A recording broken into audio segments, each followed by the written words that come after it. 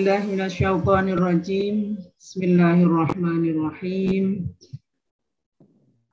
Assalamualaikum warahmatullahi wabarakatuh. Waalaikumsalam. Alhamdulillah wassalatu wassalamu ala Rasulillah wala haula wala quwwata illa billah. Rabbi shrah li sadri wa yassir li amri wahlul 'uqdatam min lisani yafqahu qawli, amma ba'du. Marilah kita semua memanjatkan syukur kehadirat Allah Subhanahu wa Ta'ala, karena sampai hari ini alhamdulillah kita semua dikaruniai sehat walafiat, juga selamat. Salawat dan salam semoga terlimpah curahkan kepada junjungan kita Nabi besar Muhammad Sallallahu Alaihi Wasallam, telah membimbing kita dari zaman kegelapan menuju zaman yang terang benderang ini. Dan pada malam hari ini kita akan mencoba merenungkan salah satu teladan beliau berkaitan dengan anak yatim. Karena pada 10 Muharram diriwayatkan dalam sebuah hadis bahwa Rasulullah Shallallahu Alaihi Wasallam itu sangat sayang sekali dengan anak yatim. Seperti hadis yang kemudian menginspirasikan lagu tadi. Saya yakin ibu-ibu, ustazah semua mendengarkan kisah dalam hadis ini itu sedih sekali, karena anak yatim itu seperti anak ayam yang tidak punya induk. Ini saya jadi sedih, seperti tidak punya induk. Jadi yang lain mungkin ya anak-anak itu bermain dengan riang gembira karena diberi perhatian penuh oleh orang tuanya, fasilitas bermain, mungkin sepeda, mungkin baju baru saat lebaran ya. Tapi bagi anak yatim belum tentu yang begitu itu bisa dinikmati. Tapi maaf ini saya sendiri yatim. Jadi maksud saya waktu kecil ya sekarang juga yatim tapi sudah dewasa. Ibu meninggal kelas 2 SD, ayah meninggal kelas 6 SD. Tapi ada yang lebih menyedihkan lagi kisahnya adalah Rasulullah sendiri. Rasulullah kita tahu ayahnya wafat ketika masih berada di dalam kandungan. Lalu ibunya wafat, Rasulullah masih kecil. Jadi Rasulullah itu tahu bagaimana menjalani hidup sebagai anak yatim. Nah, karena itu Rasulullah diriwayatkan sangat sayang sekali dengan anak yatim. Sangat sayang sekali. Terutama pada 10 Muharram ini. Beliau punya tradisi setiap 10 Muharram itu menjamu anak yatim bersama keluarganya, makan bersama Rasulullah. Dan makan bersama Rasulullah, bisa nggak membayangkan orang sekelas Rasulullah lalu mengajak makan anak yatim. Mungkin ibaratnya ya presiden kalau sekarang posisinya sangat terhormat sekali. Bahkan itu tidak hanya pemimpin politik tapi pemimpin spiritual. Jadi ya presiden, ya kiai besar gitu ya. Lalu mengundang anak yatim makan bersama dengan keluarganya. Kita tahu bahwa keluarga yatim itu pada umumnya bukanlah keluarga yang mampu sehingga banyak memperoleh hinaan atau diabaikan, dianggap dianggap tidak penting dalam masyarakat. Begitu Rasulullah punya tradisi seperti itu, memberi teladan bahwa harus menghormati, menyayangi dan melindungi anak yatim, maka umatnya juga kemudian tergerak untuk melakukan itu. Karena apa? Karena cinta Rasulullah berarti cinta pada anak yatim. Bahkan di dalam surat Al-Ma'un itu ya, keras sekali.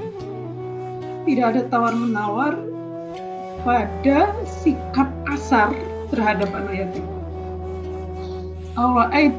Bismillahirrahmanirrahim. Ara'aital ladzi yukadzibu bid-din. Apakah kalian melihat, tahu siapakah yang mendustakan agama? Padzalikal ladzi yud'ul yatim. Itulah mereka itu bisa orang, bisa organisasi, bisa masyarakat, bisa negara. Padzalikal ladzi yad'ul yatim, menghardik anak yatim, bersikap kasar, apalagi itu baru ini bersikap yang menyakiti anak yatim. Dan banyak sekali, tidak kurang dari 22 ayat di dalam Al-Quran itu bicara tentang anak yatim. Bagaimana melindungi anak yatim ini, termasuk ancaman ya, ancaman tidak boleh memakan harta anak yatim. Tidak boleh, tapi mengingatkan bahwa memakan harta anak yatim, menukar harta anak yatim dengan yang baik dengan yang buruk itu adalah dosa besar. Maka kita di satu sisi diminta untuk menyayangi anak yatim, tapi juga hati-hati. Jangan sampai menyayangi anak yatim ini kemudian menjadi modus, ya, karena waktu itu juga banyak terjadi modus untuk menguasai harta anak yatim atau memperkaya diri sendiri melalui anak yatim. Nah, tentu saja di pandemi ini banyak sekali peristiwa yang menyebabkan ada, kalau oleh Satgas COVID-19 ini, ada tidak kurang dari 11.045 anak menjadi yatim akibat pandemi COVID ini. Bahkan angka ini, ibu-ibu dan bapak-bapak sekalian, itu sangat mungkin terus bertambah setiap harinya. Dan sangat mungkin bertambahnya itu atau anak bisa tiba-tiba menjadi yatim itu dalam waktu yang sangat singkat sekali. Jadi seminggu lalu masih dengan ayah ibunya bercanda sama-sama, sehat sama-sama. Kemudian dalam 1 minggu itu anak bisa tiba-tiba ditinggal ayahnya, bahkan disusul oleh ibunya seperti yang diceritakan oleh Ustadzah Ala ini. Juga bagaimana seperti diceritakan oleh Ustadzah Rustini Muhammad Iskandar, ada anak kembar masih balita tiba-tiba menjadi yatim piatu karena orang tua ini meninggal.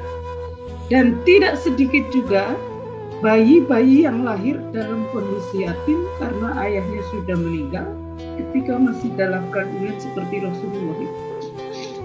Karenanya artinya apa, pandemi ini terutama di 10 Muharram atau bulan Muharram ini, kita mesti berbuat sesuatu, itu sesuatu yang spesifik, baik sebagai pribadi, mungkin sebagai keluarga, sebagai majelis taklim, untuk memberi perhatian khusus kepada anak yatim ini.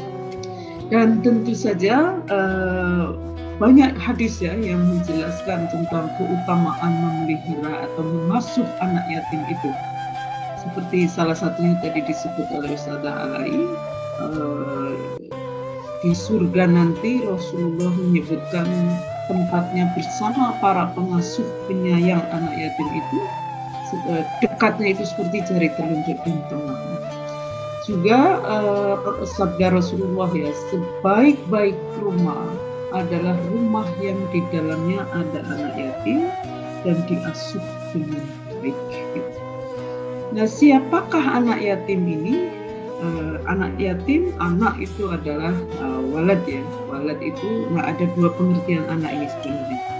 Anak itu kita adalah anak dari orang tua.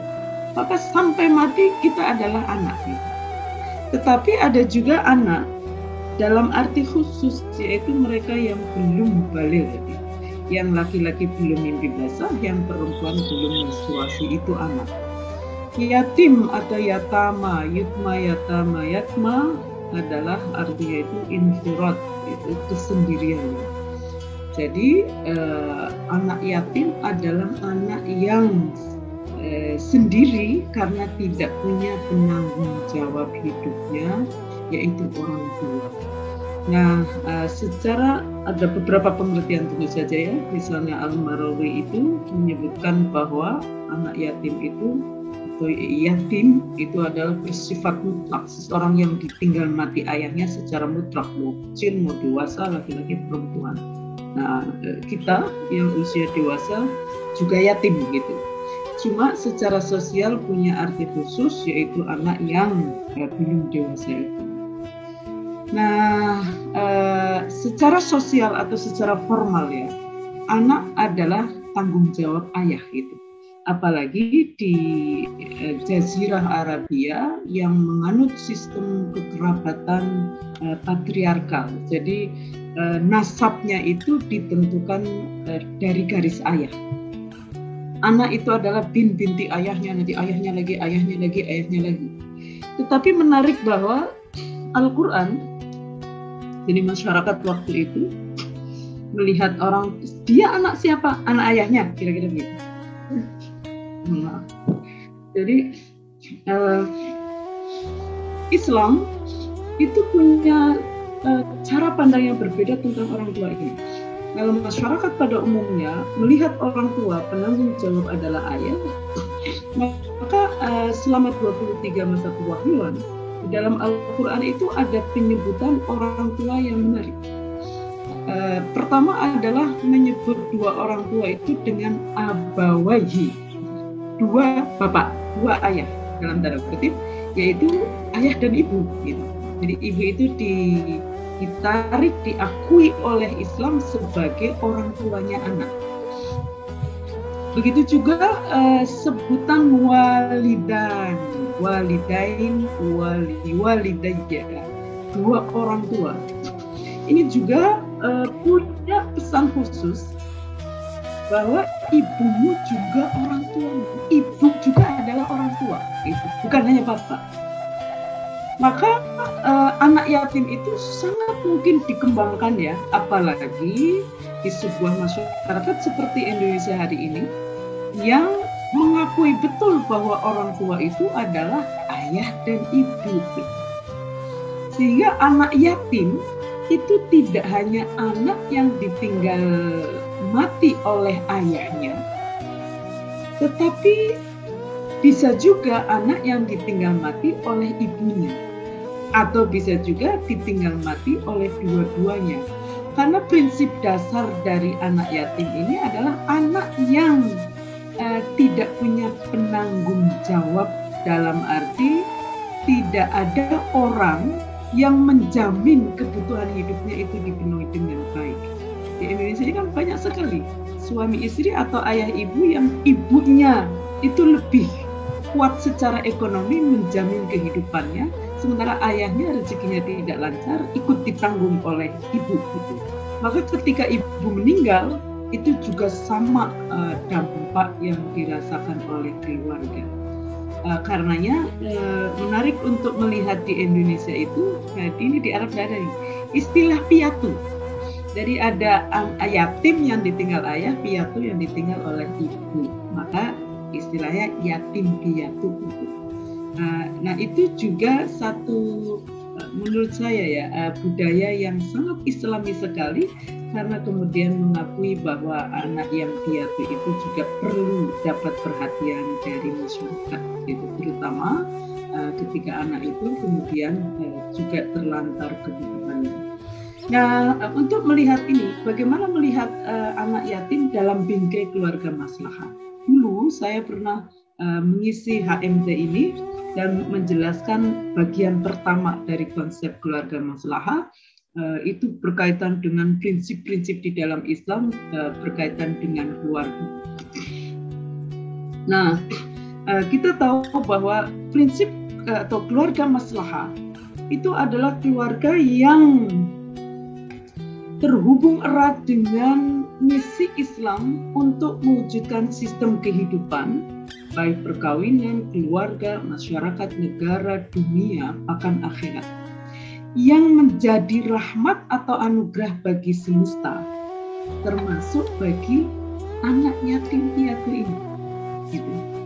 Nah, sistem yang zalim seperti tadi digambarkan dalam hadis, itu adalah satu sistem ya, baik perkawinan, keluarga, masyarakat, negara, yang dia menjadi anugerah tapi hanya bagi sebagian anggotanya. Misalnya masyarakat hanya menjadi anugerah bagi mereka yang punya ayah dan ibu, tetapi karena mengabaikan, tidak punya perhatian pada anak yatim, maka masyarakat ini menjadi masyarakat yang zalim gitu. Karena apa? Karena tidak memberi anugerah bagi kelompok yang lemah atau dilemahkan, du'afa atau mustad'afin. Salah satunya adalah anak yatim piatu ini. Karenanya berislam itu adalah proses terus-menerus bergerak dari sistem atau kehidupan yang zalim, tidak memberi perhatian khusus, bahkan mengabaikan lalu berbuat buruk kepada du'afa dan mustad'afin termasuk anak yatim ini, bergerak menuju sistem kehidupan yang di mana kelompok kuat ya, yang kaya, yang miskin, yang sehat, yang sakit, yang keluarganya utuh, keluarganya tidak ada ayah atau ibu atau dua-duanya, itu bersatu hanya tunduk pada Allah dengan tunduk pada kebaikan bersama, sehingga kebaikan atau anugerah atau kemaslahatan di dalam Islam yang dicita-citakan itu adalah kemaslahatan, termasuk bagi du'afa dan mustad'afin, yang salah satunya adalah yatim piatu ini. Dan dalam keluarga maslahah juga ada cara pandang yang sangat berbeda sekali berkaitan dengan kualitas manusia di dalam Islam. Karenanya nanti ini juga akan menentukan kualitas sebuah atau pasangan suami istri, kualitas keluarga, kualitas majelis taklim, kualitas masyarakat, dan kualitas negara. Jadi cara pandang yang diperkenalkan atau dibangun kesadarannya di dalam Islam itu adalah nilai manusia itu tergantung oleh sejauh mana keyakinan tauhidnya atau iman kepada Allah sebagai satu-satunya Tuhan itu dibuktikan dengan cara mewujudkan kemaslahatan kepada sesama makhluknya, sesama manusia, termasuk anaknya. Atau sejauh mana iman kepada Allah sebagai satu-satunya Tuhan ini dibuktikan. Nah, ini keislaman kita kualitasnya tergantung ini. Dibuktikan dengan cara melakukan tindakan yang baik atau amal soleh kepada sesama makhluk Allah, kepada sesama manusia, terutama du'afa dan mustad'afin, termasuk yatim piatu. Maka sikap kita terhadap yatim piatu itu ikut menentukan kualitas kita sebagai manusia di hadapan Allah. Inna akramakum indallahi atqakum, yang paling mulia di antara kita ya, di antara manusia di sisi Allah adalah yang paling bertakwa, yaitu siapa saja yang tauhidnya kepada Allah, punya daya dorong untuk melahirkan kemaslahatan kepada sesama makhluk Allah, sesama manusia, termasuk pada suami, istri, anak, dan sesama anggota masyarakat atau keluarga yang lain. Jadi takwa itu adalah hubungan baik dengan Allah yang melahirkan hubungan baik dengan sesama makhluk Allah. Dan salah satu bukti dari takwa itu adalah hubungan baik kita dengan anak yatim. Karenanya ibu-ibu sekalian, inilah yang dicita-citakan oleh Islam, dan ini nanti akan berpengaruh kepada tanggung jawab kemaslahatan kita sebagai khalifah fil ardh. Itu tidak hanya bersifat individu, sehingga kita tidak hanya diminta untuk ikhtiar menjadi soleh dan solehah, menjadi orang baik, tetapi juga muslih atau muslihah, baik dan bergerak melakukan kebaikan pada orang lain. Begitu juga dalam keluarga maslahah adalah keluarga yang beriman kepada Allah, lalu membuktikan imannya itu dengan cara mewujudkan kemaslahatan pada seluruh anggota keluarga tanpa kecuali, dan keluarga itu aktif melahirkan kebaikan pada keluarga lain, termasuk keluarga yang yatim ini. Masyarakat juga begitu, masyarakat yang Islami adalah masyarakat yang beriman kepada Allah lalu membuktikan imannya itu dengan mewujudkan kemaslahatan pada seluruh anggotanya, termasuk anggota majelis taklim misalnya tanpa kecuali, dan masyarakat itu majelis taklim itu bergerak melahirkan kebaikan pada masyarakat lain, majelis taklim lain, orang lain, seluas-luasnya. Begitu juga negara yang Islami. Keislaman sebuah negara itu ditentukan oleh sejauh mana keyakinan pada Tuhan yang Maha Esa. Ketuhanan yang Maha Esa itu dibuktikan oleh para penyelenggara negara bersama rakyatnya, mewujudkan kemaslahatan negara itu pada seluruh warga negara tanpa kecuali, dan negara itu bergerak aktif melahirkan kemaslahatan pada negara lain seluas-luasnya. Jadi tanggung jawab seorang muslim itu tidak hanya diri sendiri, keluarga sendiri, masyarakat sendiri, negara sendiri, tetapi juga kemaslahatan diri yang lain, keluarga yang lain, masyarakat yang lain, dan negara yang lain. Inilah Islam yang menjadi rahmat bagi semesta.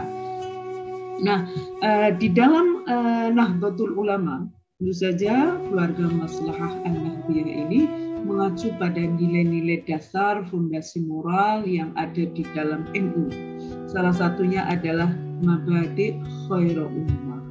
Jadi keluarga yang maslahah itu adalah keluarga yang punya prinsip dasar 5 ini dalam berakhlak, dalam membangun akhlak karimah, termasuk akhlak pada, tentu saja ya, liutammima makarima innama bu'istu liutammima makarimal akhlak, sabda Rasulullah seperti itu. Sesungguhnya saya diutus hanya untuk menyempurnakan akhlak mulia manusia, termasuk akhlak pada anak yatim. Karena anak yatim ini adalah bagian dari manusia. Nah, akhlak mulia ini kira-kira ya diterjemahkan oleh Nahdlatul Ulama dengan konsep mabadi khairul ummah. Pertama adalah jujur.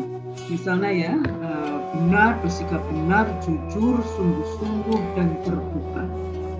Yang kedua adalah al-amanah wal wafa bil ahdi. Dapat mempertanggungjawabkan amanah dan memenuhi janji dengan baik. Nah, ini menarik. Karena al-amanah dengan al-ahdu itu kelihatannya sama, yaitu amanah, janji. Tapi sebetulnya berbeda. Misalnya, apa itu perbedaannya? Amanah itu adalah sesuatu yang melekat di dalam diri kita. Maka, misalnya amanah sebagai khalifah fil ardh itu adalah melekat di dalam diri kita. Mewujudkan kemaslahatan seluas-luasnya di muka bumi, termasuk kemaslahatan bagi anak yatim piatu ini. Sementara al-ahdu itu adalah janji, ya, janji yang atau dia komitmen yang datang belakangan tidak melekat.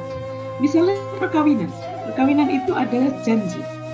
Maka perkawinan ini juga harus dijaga dan ditepati, dijalankan sesuai dengan tujuan perkawinan, misalnya adalah sakinah atau ketenangan jiwa dari suami istri, gitu.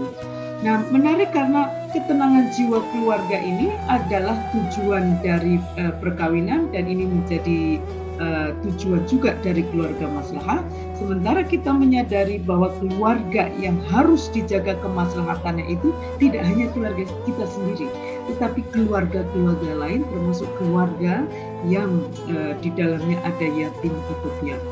Yang ketiga adalah at-ta'awun. Ini juga sangat relevan sekali karena at-ta'awun ini adalah tolong-menolong, kerjasama, setia kawan, dan seterusnya.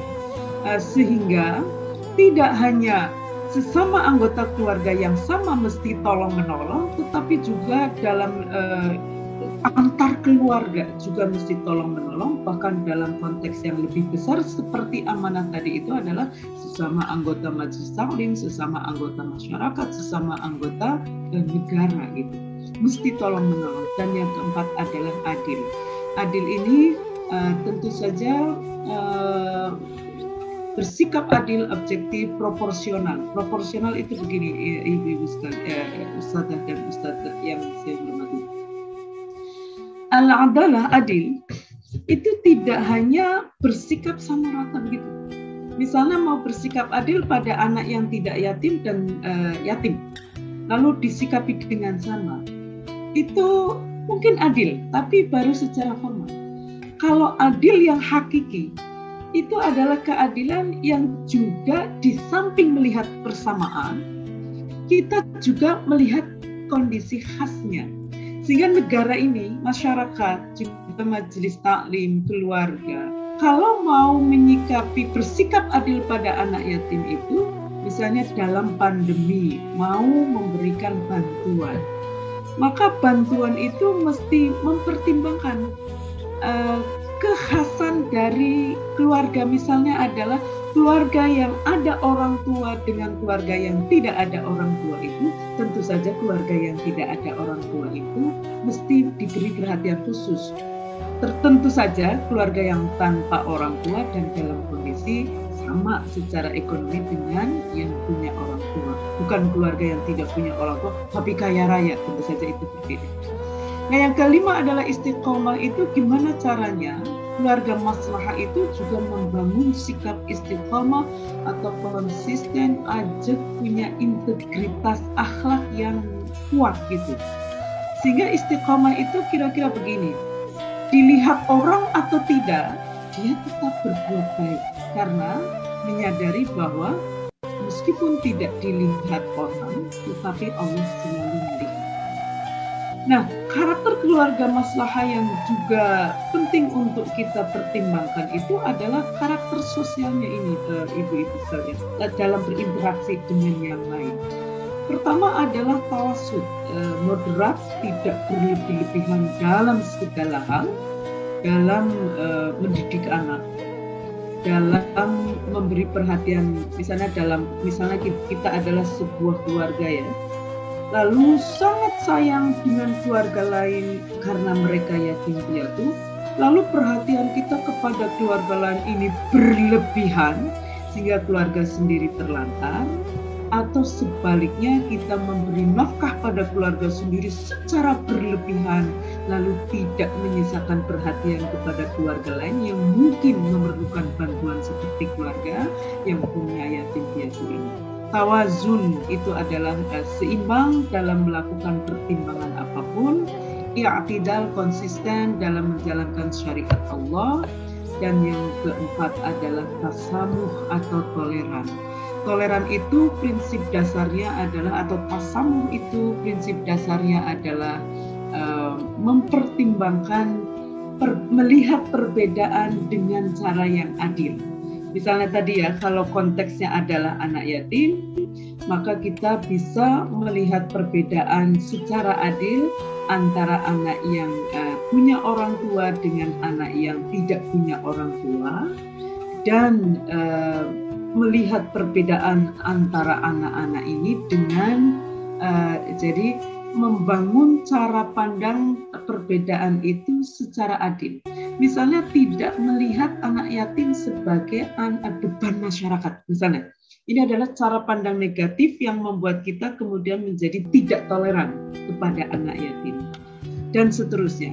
Juga yang tidak kalah pentingnya adalah trilogi ukhuwah ini. Ada 3 bentuk ukhuwah di dalam Nahdlatul Ulama yang itu menjadi fondasi juga dalam keluarga maslahah, dan ini sangat relevan sekali dalam menyikapi anak yatim berkaitan dengan dalam bingkai keluarga maslahah.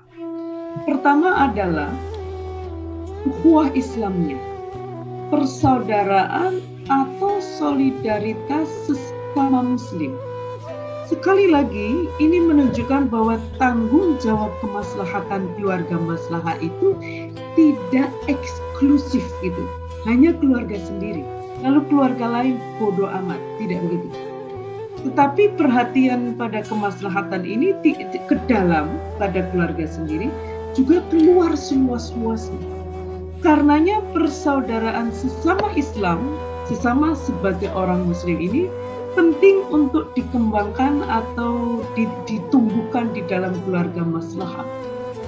Nah, karenanya misalnya berkaitan dengan ini kan bukan keluarga saya, anak yatim dari keluarga lain misalnya, tapi dia kan muslim, maka dia menjadi saudara kita. Jadi persaudaraan itu tidak dibatasi oleh darah gitu.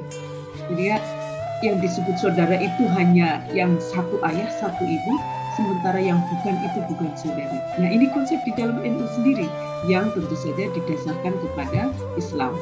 Cuma ustadzah dan ustadz yang saya hormati, ukhuwah Islamiyah ini juga sering disalahgunakan untuk sesuatu yang justru bertentangan dengan tujuan syariat Islam. Persaudaraan Islam, ukhuwah Islamiyah, tapi dengan tujuan untuk memecah belah.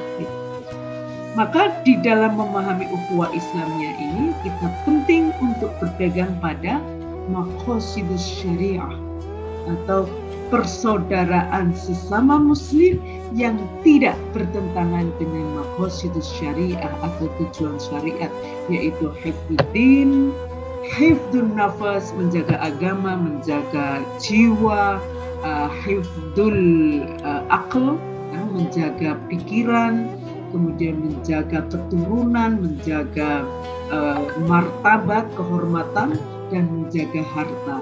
Jadi kalau persaudaraan sesama muslim tapi justru bertentangan dengan maqasidus syariah ini, maka ini tentu saja bukan persaudaraan sesama muslim yang dimaksudkan oleh Nahdlatul Ulama. Yang kedua, kalau dia bukan, misalnya ada anak yatim nih, sudahlah bukan keluarga sendiri, non muslim pula, maka ukhuwah wataniyah ini juga penting. Ukhuwah wataniyah ini adalah persaudaraan sesama bangsa Indonesia. Bukan muslim, ada anak yatim bukan muslim, kasihan sekali misalnya.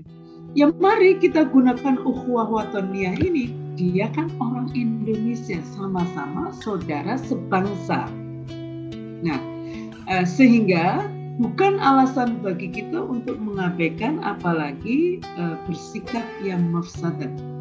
Ini juga penting, Bapak Ustadzah dan Ustadz sekalian. Ukhuwah wataniyah juga banyak disalahgunakan. Jadi melakukan persaudaraan, perkumpulan persaudaraan sesama bangsa Indonesia, nasionalismenya tinggi misalnya gitu.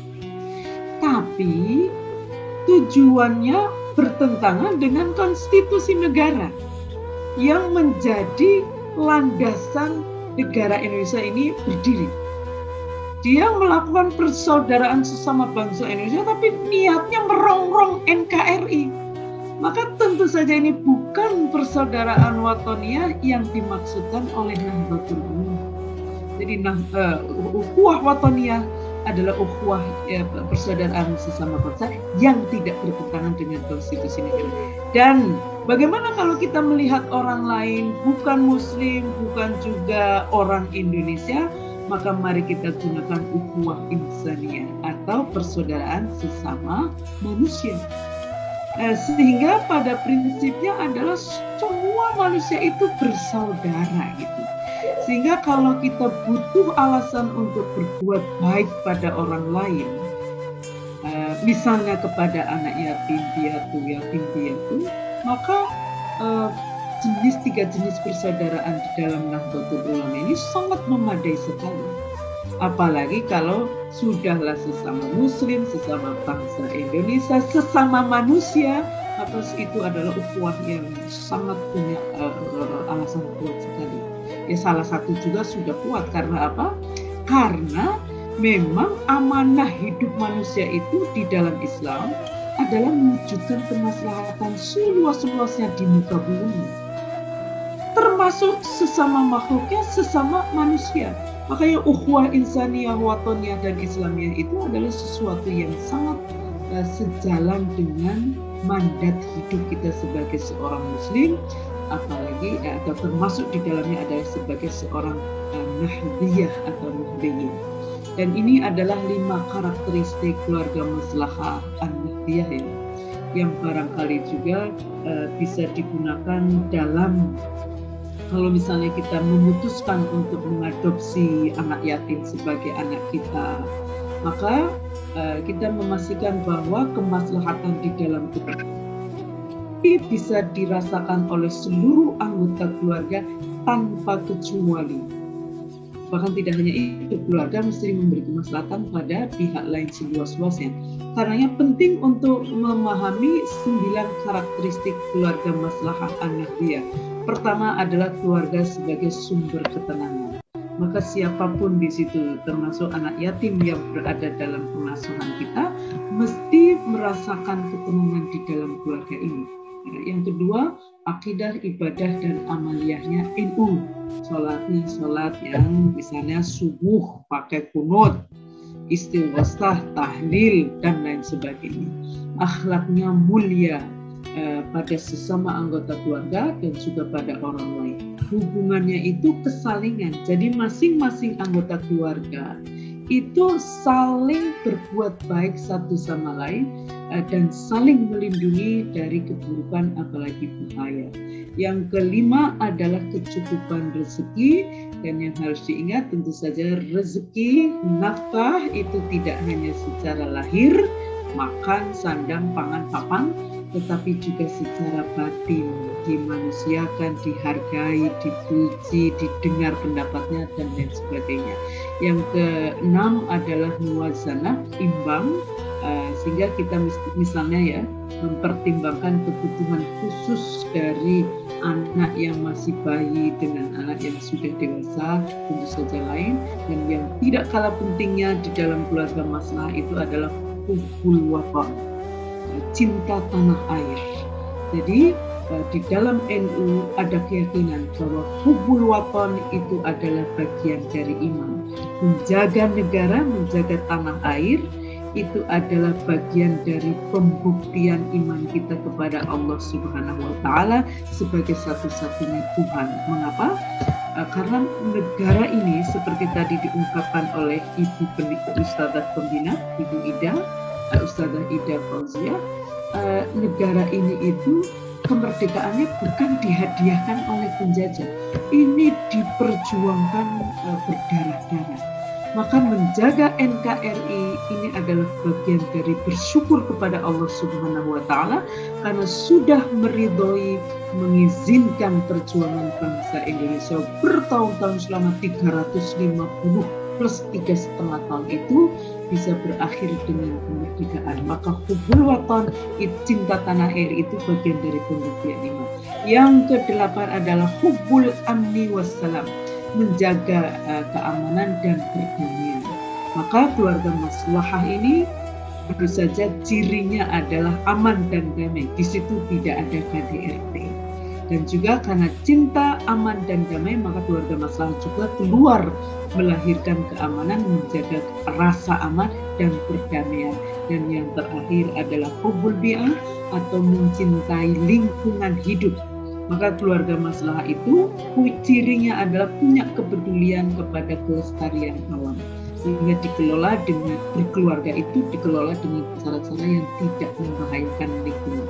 Nah inilah kira-kira ya gambaran dari keluarga maslahah an-nahdiyah dan bagaimana nilai-nilai dasar Nahdlatul Ulama dalam keluarga masalah ini bisa menjadi kekuatan moral spiritual bagi kita semua untuk bisa bergerak aktif melakukan kemaslahatan pada seluruh manusia, dan dalam konteks malam ini adalah khususnya kepada du'afa dan mustad'afin, lebih khusus lagi adalah kepada yatim piatu, dan lebih khusus lagi adalah kepada yatim piatu yang baru saja, tentu saja bukan dengan nabi dan lain, tetapi yatim piatu di saat pandemi ini. Karena menjadi yatim piatu di saat biasa saja sudah sangat berat sekali, apalagi di masa pandemi. Menjadi ayah itu tanggung jawabnya berat. Menjadi ibu juga berat. Menjadi anak yang harus mengemban tanggung jawab ayah sekaligus ibu, seperti yang dijalani oleh yatim piatu di masa pandemi, tentu menjadi sangat berat sekali itu. Nah, apa yang bisa kita lakukan dalam situasi seperti ini? Ini mungkin agak ini ya. Jadi karena setiap kita itu bisa dipanggil sewaktu-waktu oleh Allah. Artinya apa? Anak kita juga bisa sewaktu-waktu yatim piatu. Gitu. Nah, bagaimana caranya ketika itu terjadi, meskipun tidak kita harapkan, anak kita itu bisa berkurang kesulitannya. Mungkin yang nomor satu, tentu saja bagi yang punya ya, adalah ini memang agak banyak diabaikan karena orang tidak ingin berpikir kematian. Sementara kematian itu bisa datang sewaktu-waktu, apalagi di masa pandemi. Maka strategi pertama yang perlu kita lakukan sebagai orang tua, ini juga saya baru kepikiran, dan adalah mencatat aset keluarga dan hutang piutang keluarga dengan rapi. Entah surat, akte rumah, akte ini. Rapi, hutang piutang juga ada catatannya, yang itu kalau kita sewaktu-waktu dipanggil oleh Allah menjadi pegangan bagi anak-anak kita. Ini banyak yang agak tidak ingin mengurus itu karena itu seperti sedang menyiapkan diri untuk mati gitu. Padahal nyatanya ya kita bisa sewaktu-waktu. Yang kedua adalah membekali anak dengan keterampilan hidup mandiri. Mendorong anak untuk bisa melakukan banyak hal secara sendiri, dan kita membimbingnya dari kejauhan dengan cara apapun. Yang ketiga adalah mungkin ya mengidentifikasi keluarga yang yatim atau piatu, yatim atau piatu atau yatim piatu. Mari kita identifikasi, barangkali selama ini kita sendiri tidak punya perhatian khusus, sehingga kemudian karena tidak mengerti, tidak tahu, maka kemungkinannya adalah tidak punya perhatian khusus. Yang keempat, mungkin sebagai majelis taklim kita bisa mengidentifikasi anggota jamaah majelis taklim yang punya anak yatim atau piatu, bahkan mungkin ada keluarganya yang yatim piatu. Mengidentifikasi itu artinya adalah mengenali, kemudian nanti berpikir bersama-sama bagaimana bisa membantu mereka. Yang kelima mungkin ya merancang sistem bantuan yang bisa diberikan, misalnya dengan pola keluarga asuh, keluarga yatim piatu tetap dengan di rumahnya, tapi kita sebagai keluarga kita punya keluarga asuh yang menjamin kebutuhan dari keluarga yatim piatu itu. Juga entah mungkin saudara asuh, kakak asuh, adik asuh, dan lain sebagainya. Dan yang keenam mungkin bekerja sama dengan lembaga pendidikan seperti pesantren, karena pengalaman saya sebagai yatim piatu ya, ibu ustadzah dan ustadz, tinggal di pesantren itu dapat figur orang tua yang banyak sekali. Ustadz itu menjadi bapak kita, ustadzah menjadi ibu kita, kakak kelas itu menjadi kakak kita, adik kelas menjadi adik kita. Kita jadi seperti keluarga besar. Saya mohon diingatkan kalau sudah habis waktunya, tapi ini terakhir. Jadi di pesantren itu menurut saya, ini mungkin orang bisa berbeda pendapat ya, tapi tidak semua anak yatim piatu itu nyaman disebut yatim piatu. Tidak semua anak yatim piatu nyaman dikenali sebagai anak yatim piatu. Maka tinggal berbaur di pesantren itu bisa menjadi salah satu strategi dalam menolong yatim piatu itu. Jadi kita bisa mengidentifikasi misalnya yatim piatu yang sudah ada ada di pesantren. Saya dengar dari banyak punyai pengelola pesantren, di mana santrinya itu banyak sekali yang selama pandemi ini juga tiba-tiba menjadi yatim, tiba-tiba menjadi piatu, tiba-tiba menjadi yatim piatu, itu juga banyak sekali. Yang kedua adalah mungkin kita mengidentifikasi saudara, tetangga, anggota majelis taklim yang yatim piatu, lalu mengikhtiarkan bekerja sama dengan pesantren, gimana caranya bisa menjamin pendidikan anak ini bisa berlangsung. Yang berikutnya saya kira sebagai individu adalah menjadi figur orang tua bagi yatim piatu. Jadi seperti yang dilakukan oleh Rasulullah dengan keluarganya tadi dalam lagu tadi, Rasulullah berperan sebagai figur orang tua, baik bagi anaknya sendiri maupun anak yatim. Jadi ada banyak orang punya orang tua, tapi tidak punya figur karena orang tuanya entah kemana gitu ya. Ada yang mengantarkan dan lain sebagainya. Tapi sebaliknya, ada orang dewasa yang bukan orang tua itu bisa menjalankan fungsi sebagai orang tua bagi seorang anak, meskipun bukan berstatus sebagai orang tua kandung. Nah, ini tentu saja strategi atau hal yang bisa kita lakukan dalam membantu anak yatim, terutama di masa pandemi. Tentu saja kita bisa menemukan banyak sekali cara-cara untuk menolong yatim piatu ini. Saya kira demikian materi ngaji hari ini. Semoga memberi manfaat dan semoga menginspirasikan, menguatkan secara spiritual bagi kita semua untuk mulai memberi perhatian khusus kepada anak-anak yatim piatu, baik yang masih punya hubungan darah dengan kita maupun mereka yang ada di lingkungan kita, bahkan sesama muslim, sesama anggota atau sesama bangsa Indonesia yang tiba-tiba menjadi yatim piatu selama pandemi ini. Semoga bermanfaat. Kurang lebihnya mohon maaf. Wallahul muwaffiq ila aqwamit thoriq. Assalamualaikum warahmatullahi wabarakatuh.